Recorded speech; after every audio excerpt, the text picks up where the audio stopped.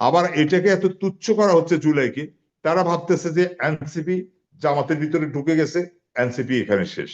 তারেক রহমান সাহেব এই যে যারা কমিটেড পরিবার থেকে আসা, ওনার বাবা এক কথার মানুষ ছিলেন, ওনার মা আপসীর নেত্রীর খেতাব পেয়েছেন, উনি যেখানে বলছেন যে আপনাদের কাছে দুইটা ব্যালট থাকবে, একটা ব্যালটে আপনারা যেখানে যে মার্কা ধানের শীষে ভোট দিবেন, আরেকটি ব্যালট থাকবে সেখানে আমরা সবাই দেশ পরিবর্তনের জন্য হ্যাঁতে ভোট দিব। উনি রংপুরের জনসভায় স্পষ্টত এটা বলেছেন।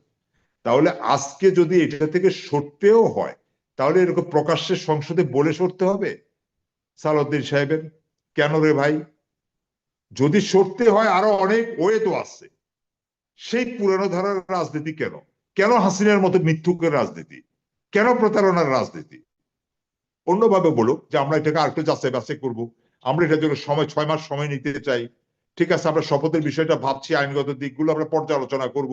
আমরা জামাতের কথাটা, কিন্তু আমাদেরকে যেটা বলা হয়, জামাত যেটা বলছে এই গণভোটের কথা, আমাদের সাথে যে মূল পার্থক্য গণভোট, জুলাই সনদ, রাষ্ট্রপতির আদেশে যে যে নির্বাচনটা হলো, এটার বিষয়টা তো এখন বক্তব্যটা হলো যে কি এই বিষয়টা আমরা কেন বলি। এখন আমরা বললে আমরা কি জামাতের পারপাস সার্ভ করছি না এনসিপির পারপাস সার্ভ করছি, এটা হলো আমাদের মৌলিক প্রশ্ন, মৌলিক জায়গা। আবার যদি এটা শুধুমাত্র নির্বাচনের সময়, আপনি একটু খেয়াল করবেন, যদি নির্বাচনের সময় এই কথাটা, ঠিক এই বক্তব্যটা জামাতে বলতো, এনসিপি বলতো, বা 11 দলীয় জোট বলতো যে আমরা জুলাই সনদ চাই, গণভোট চাই, আমরা এটা এটা করবো, এটা এটা জুলাইকে আমরা ধারণ করব।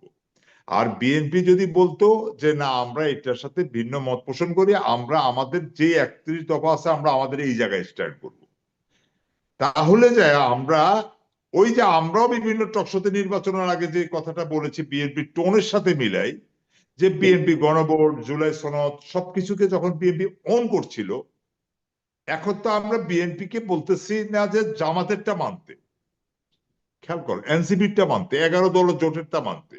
আমরা তো রাজনীতি করি না, আমরা এটা চাচ্ছি না।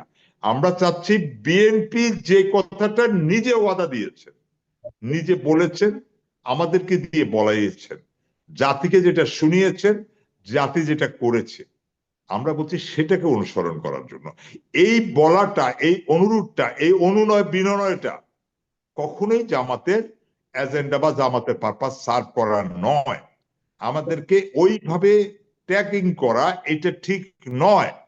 কারণ আমরা ট্র্যাকিং হইতাম আজকে যদি আমরা এই ভয়েসটা, যেই ভয়েস নিয়ে এত বিতর্ক, এই বিভাজনটা থেকে গেল, যে বিভাজনটা এখন গণভোট নিয়ে হয়ে গেল, এই যে বিতর্কটা জিয়ে রাখা হলো, লাইভ সাপোর্টে নিয়েও এটাকে টিকে রাখা হলো, এর ফলে যেটা হচ্ছে, আমি বলছি এটা যদি বক্তব্যটা শুধু জামাত বা এনসিপি বা 11 দলীয় জোটের হতো, আর আমরা যদি এখন তাদের ওই ভয়েসের সাথে বিএনপি কে এখন ওইটা করার জন্য চাপ দিতাম, তাহলে আমরা একটা পক্ষে হতাম। আমরা বলছি বিএনপিও তো তখন সেম কথাগুলো বলছে, তাহলে সেম কথা যেহেতু বলছে, আপনি এটা পালন করেন সবাই নিরাপত্তার জন্য, ইভেন এটা বিএনপিরও। আর জনাব তারেক রহমান সাহেব যেটা করছেন, উনি ওনার বক্তব্য রাজনীতিতে একটা নতুন ধারা, ওনার ব্যক্তি রাজনীতির ক্যারিসমেটিক বিষয়গুলো সামনে আসছে, এটা আমাদেরকে অনুপ্রাণিত করছে। কিন্তু একজন নেতা, উনি নিজে একটা জিনিস প্র্যাকটিস করা মানে সবকিছুর পরিবর্তন হয়ে যাওয়া নয়। একজন নেতা যখন তার পরিবর্তনটা, তার আচরণটা তার তৃণমূলের কর্মী এবং নেতাদের মাঝে দিবেন, তারা যখন সেটাকে ওন করবেন, তখনই আপনার ওনার চেঞ্জটা কাজে লাগবে। এখন ওনার বিষয়টা অ্যাপ্রিসিয়েট, আমরা ওনাকে দেখি, আমরা প্রশংসা করি, আমাদের ভালো লাগে, সবই ঠিক আছে, কিন্তু আমরা তো ঠিক সেম জিনিসটা অন্যদের ভিতরে দেখি না। অন্যদের ভিতরে না দেখতে পারার কারণে এটার ভিতরে জনগণের ভিতরে একটা টেনশন কাজ করে, যে উনি একা এটাকে টেনে কতদূর নিতে পারবেন। উনি হয়তো ওনার বাবার মতো, ওনার মায়ের মতো উনি দৃষ্টান্ত স্থাপন করতে পারবেন, কিন্তু দিন শেষে পুরো দলের দায়ভারটা তো, ব্যর্থতা তো ওনার ঘাড়ের উপরে আসছে পড়বে। তাহলে ওনাকে আরো কিছু পদক্ষেপ নেওয়া উচিত। উনি যা যা করছেন, যে প্রক্রিয়ায় উনি রাজনীতিটাকে দেখতে চান বা করতে চান, সেই রাজনীতিটা যেন সবাই ওন করে, সবাই ধারণ করে। সবাই যদি ওনাকে অনুসরণ না করে, সবাই যদি ওনাকে ধারণ না করে, ওনার একার পক্ষে তো এই পরিবর্তনটা তৃণমূল বা জনগণের সাধারণ মানুষের কাছে পৌঁছে দেওয়া সম্ভব হবে না। তাহলে প্রশ্নের পর প্রশ্ন জন্ম দিবে। আর দয়া করে আমরা বলছি যে আপনি এই অমীমাংসিত বিষয়গুলোকে, এই যে আজকে কেন আমরা উন্নতি উন্নয়ন সবকিছু নিয়ে আমরা সন্দিহান, কারণ আমরা এখন বরাবরই দেখছি আমরা এখানে একদম ব্ল্যাক আউট হয়ে গেছে আওয়ামী লীগের বিচার এবং খুনের বিষয়গুলো। এখন আপনি ফেসবুক খুললেই দেখবেন গুপ্ত সুপ্ত, দেখবেন আবার ওই রাজাকার আলবদর আল শামস, আবার দেখবেন যে কি জুলাই যারা করেছে তাদের 14 গোষ্ঠী উদ্ধার করা। এই যে ফর এক্সাম্পল আমাদের মিডিয়া গুলো কতটা কতটা কতটা নির্লজ্জ, তারা ধরেন একটা হেডলাইন করছে যে দেশ ছাড়ছেন আসিফ মাহমুদ। আপনি চিন্তা করেন, এই একটা টাইটেল হয়, একটা ও একটা ইয়ার জন্য, একটা কনফারেন্সের জন্য উত্তর কোরিয়াতে গিয়েছেন, দক্ষিণ কোরিয়াতে খুব সম্ভবত, আমি যদি ভুল না করে থাকি। এটা কি দেশ ছাড়া হলো? তাহলে তারা সহজভাবে মানে নিউজটাও করতে পারেন না। এবং অনেক প্রথিতযশা সম্পাদকরা, সাংবাদিকরা, দুনিয়ার বিএনপির সব খারাপ, মানে জুলাই খারাপ, ইউনূস সাহেব খারাপ, তারপরে গিয়া ওই সব খারাপ, শুধুমাত্র তারেক রহমান সাহেব ভালো। খেয়াল করেন, আবার ঠিক সেই পুরনো পদ্ধতি, সবাই খারাপ, হাসিনা ভালো। সব খবর হাসিনার নির্দেশে হচ্ছে, উনি কোথাও আগুন লাগলে পানি পাঠাচ্ছেন, হেলিকপ্টার পাঠাচ্ছেন, সব সব সব। তাহলে তো ওই সংস্কৃতি, ওই প্যাটার্নটা কেন? আমরা কি রাজনীতিতে একটা নতুন কিছু করতে পারি না? নতুন কিছু করতে গেলে সমস্যা কোথায়? এটা কি আইডিয়ার অভাব আছে? তাহলে আমরা ওই জায়গাটাতে আমরা যাচ্ছি না, আমরা চলে যাচ্ছি ওই জায়গায়।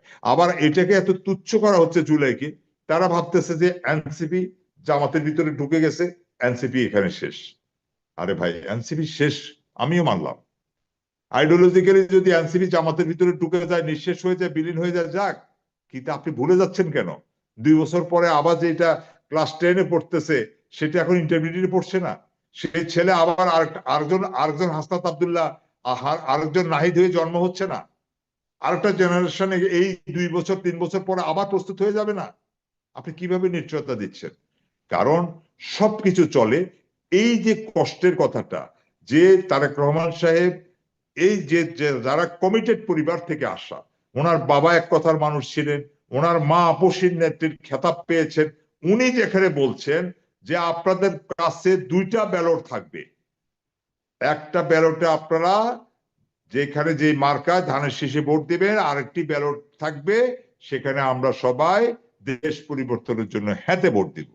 উনি রংপুরের জনসভায় স্পষ্টত এটা বলেছেন। তাহলে আজকে যদি এটা থেকে সরতেও হয়, তাহলে এরকম প্রকাশ্যে সংসদে বলে সরতে হবে সালাউদ্দিন সাহেবের? কেন রে ভাই?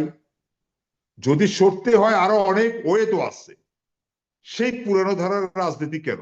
কেন হাসিনার মতো মিথ্যুকের রাজনীতি? কেন প্রতারণার রাজনীতি? অন্যভাবে বলুক যে আমরা এটাকে আরেকটু যাচাই বাছাই করবো, আমরা এটার জন্য 6 মাস সময় নিতে চাই, ঠিক আছে, আমরা শপথের বিষয়টা ভাবছি, আইনগত দিকগুলো আমরা পর্যালোচনা করব।